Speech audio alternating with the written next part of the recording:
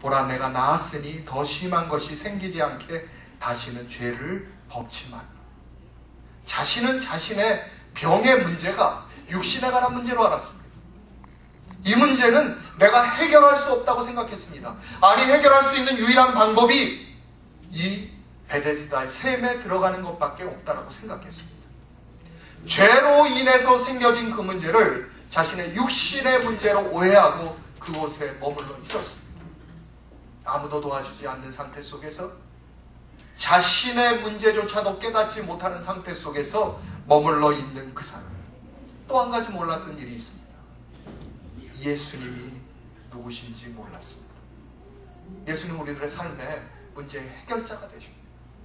가장 공고하던 순간에 예수님 찾아와서 만나주시지 않았습니까? 여러분들의 마음의 문을 두드리시지 않았습니까? 여러분들의 삶의 모든 문제들을 해결해 주시지 않았습니까? 지금도 함께 하시면서 말할 수 없는 탄식 가운데서 여러분들을 바라보고 계시는 것 아닙니까? 그 주님을 내가 의도적으로 의식적으로 의식하고 살아가는 것, 그것이 신앙생활하는 첫 번째 스텝이 될 것입니다. 신앙생활 분명히 보이기 위해서 한다고 했습니다. 누구에게? 하나님께 보이기 위해서, 우리 주님께 보이기 위해서. 제가 좋아하는 단어 중에 답다라는 말이 있습니다. 무엇 답다? 선생님은 선생님답고 학생은 학생답고 가르치는 일에 열심을 내고 배우는 일에 열심을 내야 됩니다. 아버지는 아버지답고 어머니는 어머니답고 아이들은 아이다운 것이 합당하지 않습니까? 그렇다면 하나님은 하나님다우시고 우리 주님은 주님다우시고 우리는 하나님의 백성으로서의 삶을 바르게 사는 것이 합당합니다. 하나님답다라는 것은 무엇입니까? 전지만물을 말씀으로 창조하시면서 오늘도 우리들의 모든 삶에서 강권적으로 개입하시는 그 하나님, 하나님다운 삶들을 사십니다.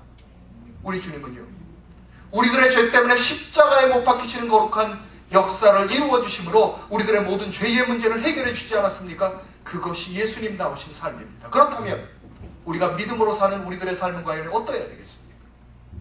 성도답게 살아가는, 외형이라도 좋아요. 외형이라도 좋아요.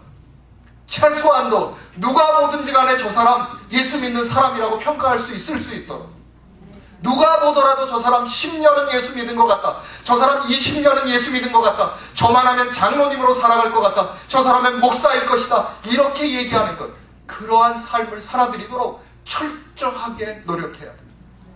우리 믿음은 하나님 앞에 거룩한 열망을 가지고 믿음으로 나아갈 때에 이루어지는 일임을 우리가 확신할 수가 있습니다. 이 사람을 향해서 주님이 와서 물어보십니다. 오늘 우리 본문 말씀 한번 볼까요? 6절 말씀이죠. 우리 한번 같이 읽어보십시다. 예수께서 그 누운 것을 보시고 병이 벌써 오래된 줄을 아시고 이르시되 내가 낫고자 하느냐. 내가 낫고자 하느냐. 너희의 문제가 무엇이냐 묻기 전에 내가 낫고자 하느냐. 저는 이 말씀에서 우리 편에서의 거룩한 의도가 있어야 됨을 깨닫습니다. 자신이 병자이면 포기하고 살아갈 것이 아니라 자신의 삶에 무슨 문제인가, 문제가 있으면 하나님 이 문제는 좀 해결하여 주시옵소서, 제게 이 문제가 해결되어야 됩니다. 그러한 거룩한 열망이 우리들에게 있어야 됩니다. 학생이면 공부가 다 되어 있지 않으면 밤을 새워서라도 공부해야 되는 것 아니겠습니까?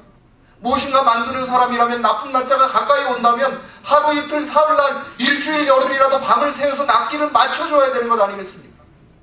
우리가 믿음의 사람들이라면 내가 철야를 하더라도 금식을 하더라도 무엇을 하더라도 하나님의 마음에 합하게 내게 응답이 될 수 있을 만한 거룩한 열망을 가지고 믿음으로 나아가는 것이 필요합니다. 이 사람이 몇 년이나 그곳에 머물렀는지 모르지만 38년의 한을 가지고 그곳에 머물러 있는 사람에게 주님은 다가가셨습니다. 내가 낫고자 하느냐. 오늘도 그 주님 우리들에게 다가오시는 거죠. 우리들의 가슴의 문을 두드리시는 거죠. 오늘 그 음성을 들으시기를 간절히 소원합니다. 저는 4대째 예수를 믿는 집안에서 태어나서 다른 직업을 가져오지 못하고 대학을 졸업하고 대학원을 가고 전 선교단체에서 일을 하고 또 목회자가 되고 이렇게 살아오고 있습니다. 그런데 제가 한 2년 전쯤에 어느 순간 문득 깨달았습니다. 제가 벌써 목사를 해온 지가 10년이 되는 그런 세월 속이었는데 내가 정말 예수님을 만나지 못했다는 그런 생각을 가졌습니다. 너무너무 답답한 일들이 있었습니다. 교회적으로도 힘이 들고 물질적으로도 힘이 들고 제 육신적으로도 너무너무 힘이 든 상태 속에서 이제 하나님, 저하고 하나님 두 사람 사이에 해결해야 되는 문제가 있습니다. 그런 마음의 간절함을 가지고 제가 기도하기 시작했습니다. 하나님, 제가 3박 4일 기도하겠습니다. 3박 4일 딱 기도하겠습니다. 제게 문제를 해결하여 주시옵소서. 기도하는데 하루 아무 말씀 없으십니다. 둘째 날 지나고 나니까 둘째 날까지는 괜찮았는데 그날 밤에 자는 것이 겁이 나는 거예요. 하나님, 내일이면 하루밖에는 남지 않습니다. 그 다음에 저 가야 됩니다. 그 다음날 아침에 잠 일찍 깼습니다. 한 6시쯤에 혼자 무릎을 꿇고 앉았습니다. 그리고 제가, 하나님, 오늘은 제가 하나님한테 기도하는 것이 아니라 하나님의 말씀을 듣고 싶습니다. 우리가 기도하는 것을 대화라고 얘기하고 호흡이라고 얘기하는데 우리들의 대부분의 기도는 무엇이냐면, 하나님 이거 해주십시오, 저거 해주십시오, 이 문제 해결해 주십시오, 저 문제 해결해 주십시오, 이것 아니면 안 됩니다, 언제까지 시한이 되어 있습니다, 이런 얘기하다 보니까 하나님께서 야 잠깐만 얘기할 수 있는 그런 기회가 도무지 드리지 않는 것. 오늘은 제가 하나님의 음성을 듣겠습니다. 그래서 눈을 감고 무릎을 꿇었습니다. 미국 생활 하다 보면 그렇잖아요. 바닥에 그냥 앉는 것도 사실 쉽지가 않습니다. 무릎을 꿇고 앉는 일 참으로 어려운 일이죠. 가만히 무릎을 꿇고 가만히 앉아 있었습니다. 어느 순간에 가슴을 누가 톡 하고 치는 것처럼 하시더니 너 누구냐? 그런 음성이 들려요. 제가 그 순간에요, 갑자기 복받치는 울음 안에 있었습니다. 왜? 살아계신 하나님, 나에게 말씀하시는 하나님의 음성을 오래간만에 들었다니까요. 오래간만에. 그러고 나서 제가 아는 하나님에 대해서, 하나님 천지를 창조하셨습니다. 저의 생사화복을 주관하시는 분이십니다. 얘기하다 보니까 너무나 많은 은혜를 저에게 베풀어 주셨더라고요. 여기까지, 이 순간까지 지키시고 도우시는 그분이 누구신가? 바로 하나님이 계시기 때문에, 내가 염려하고 근심하는 그 순간에도 하나님이 내게 함께 하셨기 때문에 이곳까지 와서 염려할 수도 있고 근심할 수도 있는 것이지, 하나님이 함께 하시지 않았으면 지금 생존해 갈 수가 있겠는가? 그런 마음을 주십니다. 모든 것 고백했습니다. 그 다음에 너는 누구냐? 나는 누구냐? 그걸 10번, 20번 이상 반복한 것 같습니다. 그러고 나서요, 눈을 뜨니까 시계가 11시를 가르치고 있습니다. 그게 제 마음에, 그래도 내가 5시간 기도했나 보다 그랬더니 밖이 깜깜한 거예요. 아침 6시부터 저녁 11시까지 가만히 무릎을 꿇고 앉아 있었어요. 아무도 안 놀라시네요. 다시 한번 할까요? 아침 6시에서부터 저녁 11시까지 무릎을 꿇고 앉아 있었는데 화장실도 안 가고 물도 안 먹고 그랬는데 하나님께서 그때 대화해 주신 거예요. 누가 누구를 찾아가요?